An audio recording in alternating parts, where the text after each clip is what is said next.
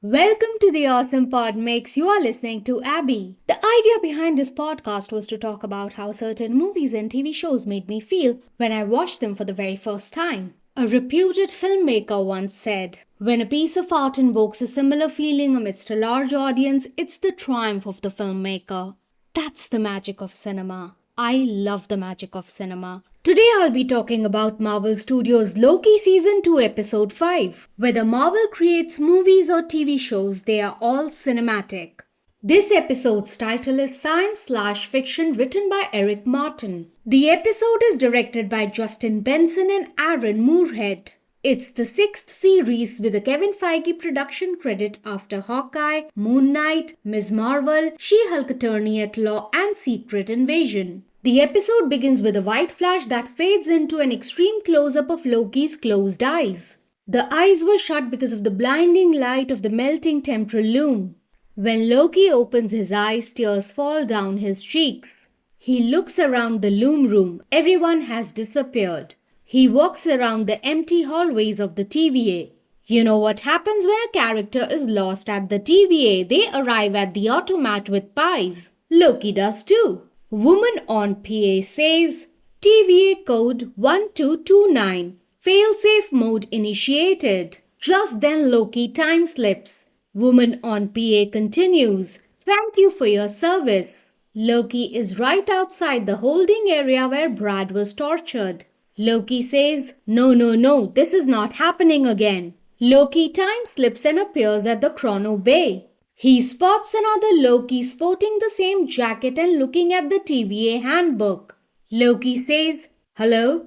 Loki time slips and disappears. He reappears outside the holding area. We now see a POV shot of Loki stepping out of the elevator, arriving at Chrono Bay. He walks up to one of the desks, picks up the TVA handbook and flips through the pages. He hears someone saying hello, so he turns to look. Of course, it was Loki saying hello before he time slipped. Loki responds, "Hello." When Loki turns back to look at the Chrono Bay, it starts to spaghettify. Loki puts the TVA handbook in his jacket pocket.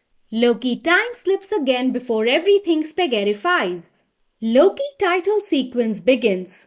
Toward the end of the sequence, the letter L disappears, then the letter K disappears, and then I, leaving the remaining letter O. Finally, all the letters of Loki reappear. It's also foreshadowing what's going to happen in this episode. Outside a federal penitentiary, the text appears. 1962, San Francisco, California, branch timeline.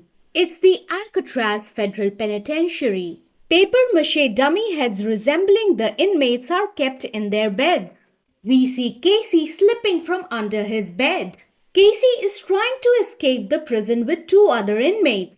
The prison inmates are John Anglin, played by Justin Benson, and Clarence Anglin, played by Aaron Moorhead. They are the director duo of this episode. I want to give a special shout out to Kasra Farahani for his absolutely impeccable production design. So Casey's name is Frank Morris. Frank, John and Clarence drag an inflatable raft out. They stop when they hear a sound in the distance. It's the sound of Loki time slipping. Casey/Frank says, "Let's go, hurry up. If they catch us, they're gonna gut us like fish." That's a line similar to what Loki said to Casey in the episode Glorious Purpose. "Give me the Tesseract or I'll gut you like a fish, Casey."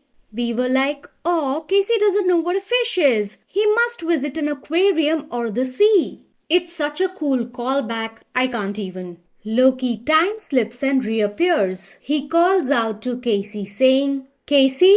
Okay. Casey, thank God you're here. Is everyone here?" Casey doesn't recognize Loki. Loki's like, "Not again." Neither of them know how they got here.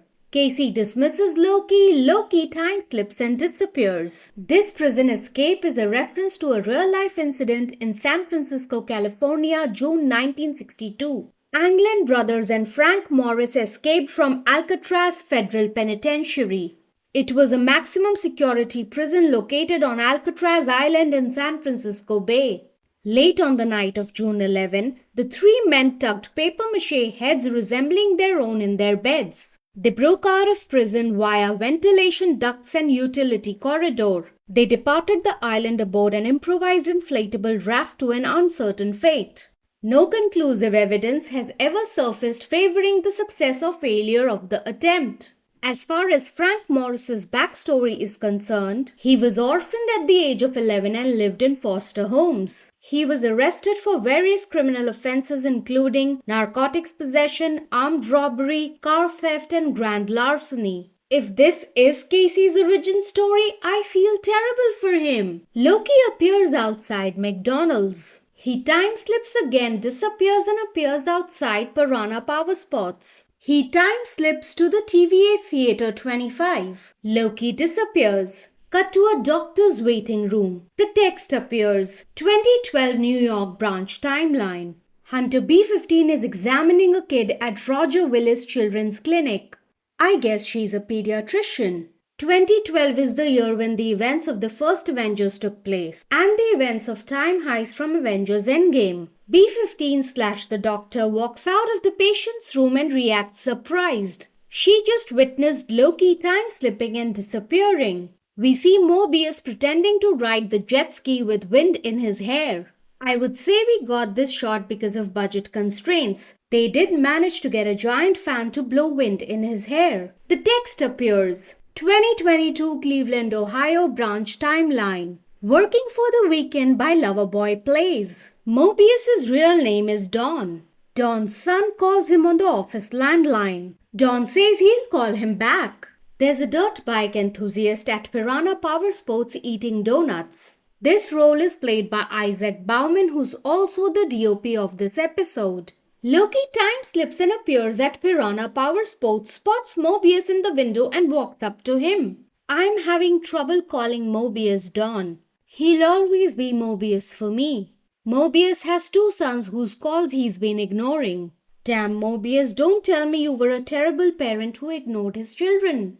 Cut to a bookstore. The text appears. 1994 Pasadena, California branch timeline. We see a hand pulling out a book from the shelves. The book's title is The Zartan Contingent by A.D. Duck, Ph.D. This book appears in the end credits alongside Ke Huy Quan's credit. So Obi is a science fiction writer who wrote this book. I should have made that guess sooner. The book is not selling, so he's putting the books in the bookstore and buying it himself. A.D. Doug is shown the door. He collects his books to walk out the door. As he opens the door to walk out, the books fall to the ground. He's just as clumsy as I am. Oh, Obi, I'm so sorry I doubted you. Cut to an abandoned warehouse. We see various post-its just like in the end credits. This is Obi/A.D. Doug's workspace. It's the exact same set as TVA's repairs and advancement. But in its initial stages. Did Obi build the TVA? Loki time slips and appears before Obi. Obi reacts scared and falls to the ground along with his books. Loki says, "What I'm about to tell you is going to be hard to believe." To Loki's surprise, Obi says, "Of course I believe you. It's a dream come true. One of my characters has come to life and needs my help. This reminds me of what happens in the Sons of Yoren." Hang on, what is the story of the Sons of Yoren? Is that a reference to Odin, Thor and Loki? Loki realizes Obi is a science fiction writer. The book slips from Loki's hand thinking he's doomed. Is that a universal reaction of people toward writers? Obi reveals he had to get a PhD to keep his day job of teaching theoretical physics at Caltech. Caltech reminded me of Bruno. I hope A.D. Doug gets to teach Bruno at Caltech. Obi wants to quit and write full-time. I totally get you, Obi. It's hard to write full-time without financial security. What happens next in the scene is so cleverly written. Totally applause-worthy. Loki explains his situation to Obi. Loki needs to go back in time before the temporal loom meltdown. Obi says, "You can't. It's impossible, but don't let that stop you." Loki reacts confused. Obi continues, "You time traveled in a place that has no time, right?" For the first time it's mentioned that TVA is outside of time. Obi continues, "That's not possible." Loki replies, "I know." Now Obi says, So you're traveling to a place that doesn't exist anymore. It's equally impossible and therefore it's something you might be able to do. Loki replies, "Sure, excellent. Yeah, makes total sense. Doesn't sound like science." Obi corrects him, "No, but it does sound like fiction.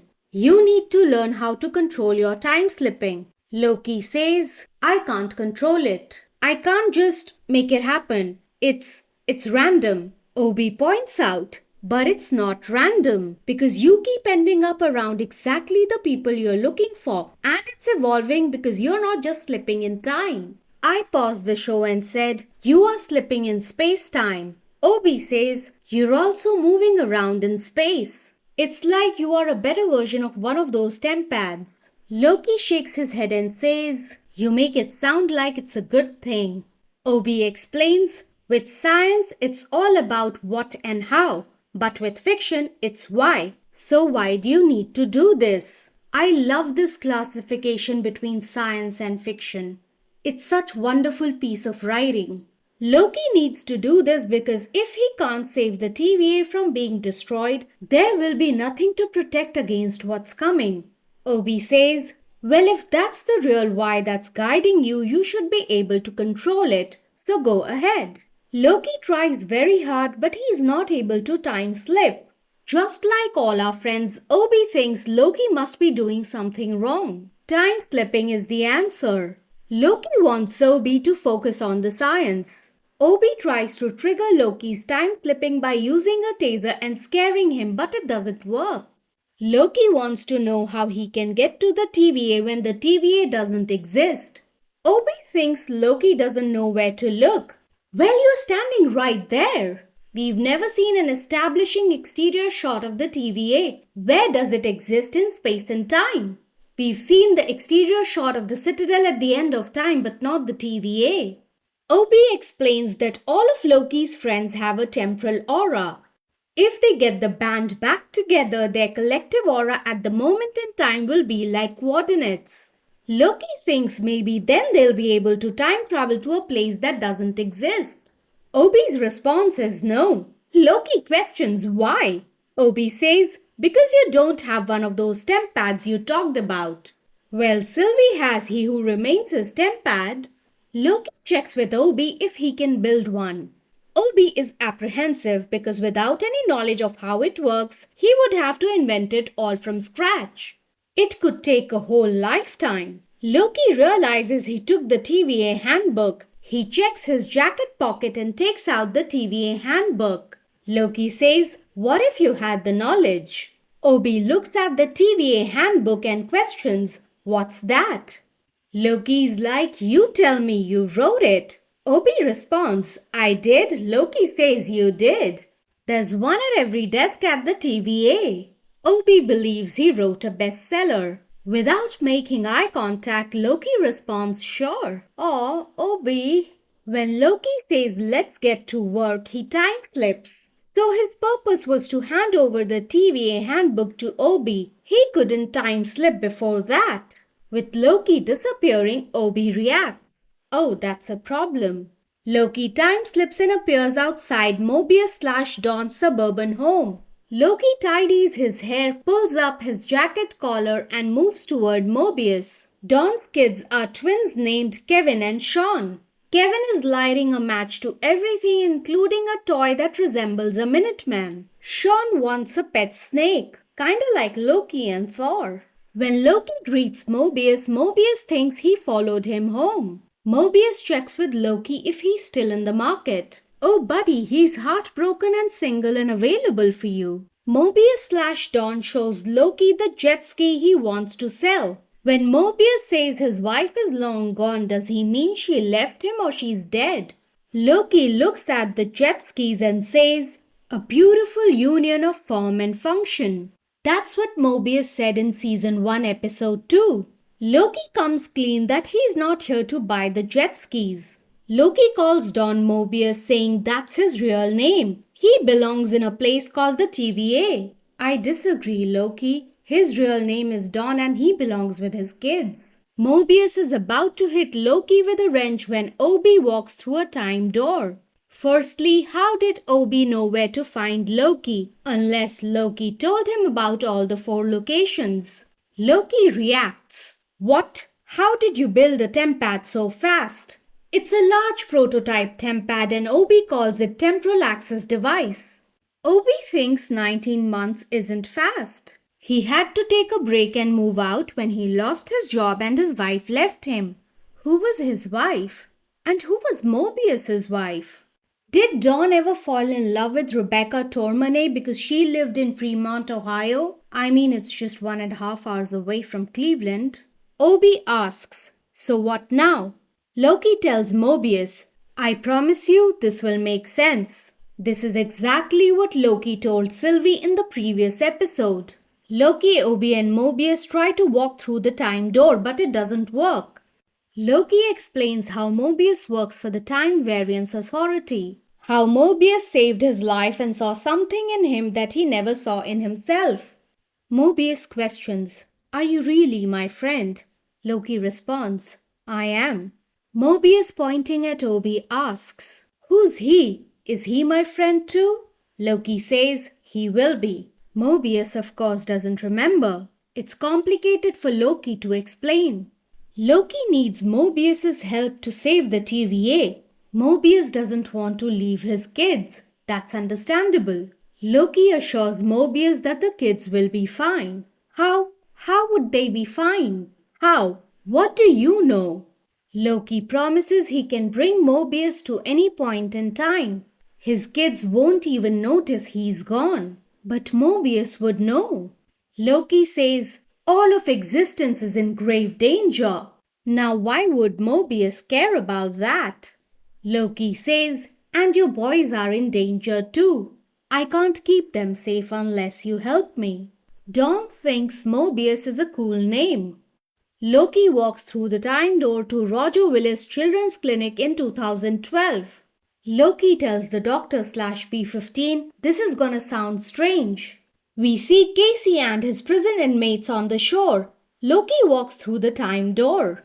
At A.D. Doug's workspace, Obi is fixing the temp pad and Mobius is drinking hot cocoa, I guess. Dr. Willis/P15 picks up a book. Casey steals some device from the workspace. Now they just need to get Sylvie. Sylvie walks out of her McDonald's. When she puts her takeout at the back of a pickup truck to open the truck door, the takeout spaghettifies and disappears. Sylvie notices and reacts. When she turns, Loki walks through a time door. Loki says, this is gonna sound strange. I know you don't know who I am. Sylvie says, Loki, of course I know who you are. Loki says, what? You do? Sylvie says, why wouldn't I? Loki replies, because nobody else did. Their lives were reset after the Loom. Sylvie says, yeah, I know. I was there. Loki says, I'm sorry. This isn't how I thought the scene was gonna play out. Sylvie says, no. What exactly were you expecting? Loki time slips again. Sylvie asks Loki to get in the car so she can buy him a drink. As they get in the car, Brad's voice pours in. Zaniac craves blood. The voice is coming from a Zaniac arcade game in the bar. Loki tells Sylvie that the others don't remember their TVA lives. Their TVA lives were taken from them. Loki, you're saying the opposite. Their real lives were taken from them. Sylvie says they're finally back in their real lives. That's a good thing. Exactly my point. Sylvie calls out bartender Eric for a drink. I thought it was a reference to the writer Eric Martin, but the name of the actor who plays the bartender is Eric Colvin. Loki calls Sylvie selfish. Why is she selfish? Because she wants to live? Because she gave everyone the life they had? Sylvie asks Loki, what is it that you really want? Sylvie orders 2 bourbons. Loki replies, I want my friends back. I don't want to be alone. Oh, Loki, baby, I want to give you a hug. Sylvie says, see, we're both selfish. Eric serves the 2 shots of bourbon to Sylvie and Loki. Sylvie says, I know this is hard, but your friends are back where they belong. Loki says, but without them, where do I belong? Oh, honey, you belong in my heart. Sylvie says, "We're writing our own stories now." Sylvie gulps down her bourbon. Sylvie says, "Go write yours." Sylvie leaves. Now we see that Loki's bourbon has disappeared. First the food, then the drink. Is it all gonna appear in some other place in space and time? Maybe the void? Back at A.D. Doug's workspace, we realize B-15's name is Dr. Willis. From the end credits, we learn that her full name is Verity Willis. She's supposedly Loki's best friend and a human lie detector in the comics. Mobius checks with B-15 if she gets out on the water at all. He tries to sell her a jet ski as well. Mobius feels water is a great way to unplug or reset. Reset, you say? I agree. Loki walks in disappointed to A.D. Doug's workspace through a time door. Loki says, "You should all go home." How did Loki use the time door from the other side without the temp pad? At a record store, Love Don't Live Here Anymore by Rose Royce plays. Sylvie enters the record store. Lyle, the store owner, gives her a record. It's Oh Sweet Nothin' by the Velvet Underground. She puts the record to play. Another customer enters the shop through the door and disappears from existence. Lyle's coffee mug that reads "Take Me" disappears. He pours the coffee on the table by mistake. The flowing coffee spaghettifies. We see a reflection of everything outside the record store spaghettifying. The spaghettification engulfs the entire record store. Lyle runs towards Sylvie, yells out her name and extends his hand to help her, but he spaghettifies. As the record spins, the camera circles around everything that spaghettifies. Sylvie is unaffected by all of this. She uses He Who Remains' temp pad and walks through a time door. At A.D. Doug's workspace, everyone questions Loki why he's giving up. What about the TVA? Loki says they are fine without it. Sylvie enters through the time door. She says, "No, they aren't. Everything is falling apart. The branches are dying." Mobius questions, "What does that mean?" Sylvie says, "I don't know. I don't know what's happening, but there must be something we can do." Loki suggests, "We can go back. We can stop the loom from melting down. Obi, we're all here." Obi is ready with a plan, but the temp pad spaghettifies. Now Casey starts to spaghettify. Loki questions, "What do we do?" Obi starts to spaghettify. As Obi spaghettifies, he says, "It was a fiction problem." Mobius runs because he wants to get back to his boys. Unfortunately, he spaghettifies. Dr. Willis questions, "Is this it?" Even she spaghettifies. Sylvie says, "There's nowhere left to go." Sylvie spaghettifies. So does He Who Remains' temp pad also spaghettify? Does that land in the void somehow? Loki tries to grab the strands of the spaghetti as everyone's voice echoes around him. Loki screams in agony and everything around him starts to reverse. Loki time slips back to a few minutes earlier when Sylvie comes through the time door. The scene replays with minor changes. Loki says, "I did it." Sylvie asks, "Did what?" Loki replies, "I controlled it." Obi asks, "You learned to control your time slipping?" Loki says, "Yes. It's not about where, when or why." I legit paused the show and started to think what the next line would be. It's about who. And my guess was correct. Loki says, "It's about who? He Who Remains?" No, Loki. It's about Loki. TV shows are character driven. It's always about who's driving the story forward. I like that it began with the classification between science and fiction and then culminated to who toward the end. The 5 W's and 1 H of writing. I've heard even Pixar follows this format. Loki says, "I can rewrite the story." Loki time slips and reappears back at the TVA. It's the moment when Obi watches Timely walk down the stairs to fix the loom. The end credits begin. Over the end slate, Brad's voice from the Zaniac arcade game pours in. "You died. Insert your coin, loser." Well, Loki will continue to insert coins until he wins. I really liked this episode. It was exciting. The writing was terrific. Let's see how the finale turns out. You can listen to the Awesome Pod Mix and subscribe to it on Apple Podcasts, Spotify, Amazon Music, Google Podcasts, and Good Pods. If you like what I'm doing, you can support me on Patreon at patreon.com/awesomepodmix. Thanks for listening.